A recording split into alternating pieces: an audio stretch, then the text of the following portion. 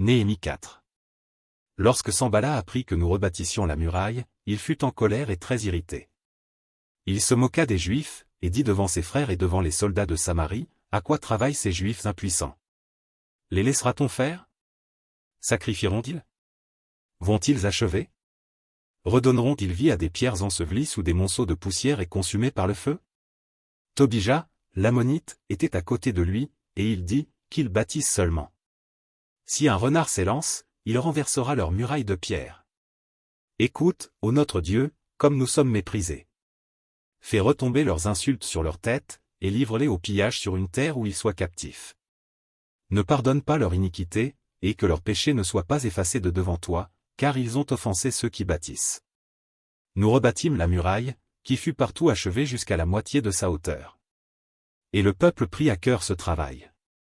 Mais Sanballat, Tobija, les Arabes, les Ammonites et les Asdodiens, furent très irrités en apprenant que la réparation des murs avançait et que les brèches commençaient à se fermer.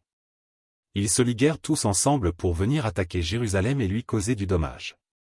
Nous priâmes notre Dieu, et nous établîmes une garde jour et nuit pour nous défendre contre leurs attaques. Cependant Juda disait, les forces manquent à ceux qui portent les fardeaux, et les décombres sont considérables, nous ne pourrons pas bâtir la muraille. Et nos ennemis disaient, ils ne sauront et ne verront rien jusqu'à ce que nous arrivions au milieu d'eux, nous les tuerons, et nous ferons ainsi cesser l'ouvrage.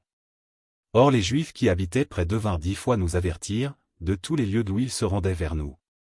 C'est pourquoi je plaçai, dans les enfoncements derrière la muraille et sur des terrains secs, le peuple par famille, tous avec leurs épées, leurs lances et leurs arcs.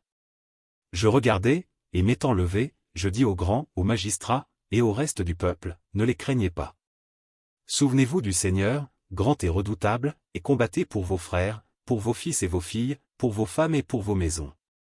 Lorsque nos ennemis apprirent que nous étions avertis, Dieu anéantit leurs projets, et nous retournâmes tous à la muraille, chacun à son ouvrage. Depuis ce jour, la moitié de mes serviteurs travaillaient, et l'autre moitié était armée de lances, de boucliers, d'arcs et de cuirasses.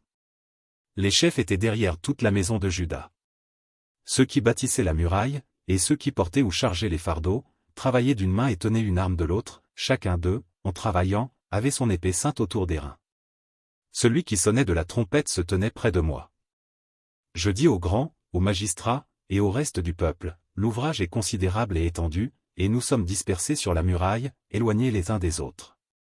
Au son de la trompette, rassemblez-vous auprès de nous, vers le lieu d'où vous l'entendrez, notre Dieu combattra pour nous. C'est ainsi que nous poursuivions l'ouvrage, la moitié d'entre nous la lance à la main depuis le lever de l'aurore jusqu'à l'apparition des étoiles.